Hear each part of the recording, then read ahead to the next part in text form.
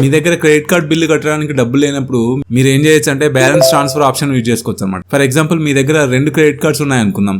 SBI credit card ఒకటి, HDFC credit card. HDFC credit card లో 1 lakh out standing ఉంది అనుకుందాం. SBI credit card customer care కి phone చేసి HDFC క్రెడిట్ కార్డ్ లో ఉన్న అవుట్ స్టాండింగ్ 1 lakh ని SBI క్రెడిట్ కార్డ్ కి ట్రాన్స్ఫర్ చేయమని అడగచ్చు.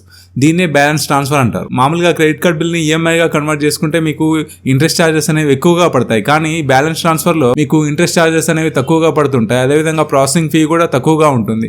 బ్యాలెన్స్ ట్రాన్స్ఫర్ కి 2 చార్జెస్ ఉంటాయి. ఒకటి ప్రాసెసింగ్ ఫీ, ఇంకోటి ఇంట్రెస్ట్ చార్జ్.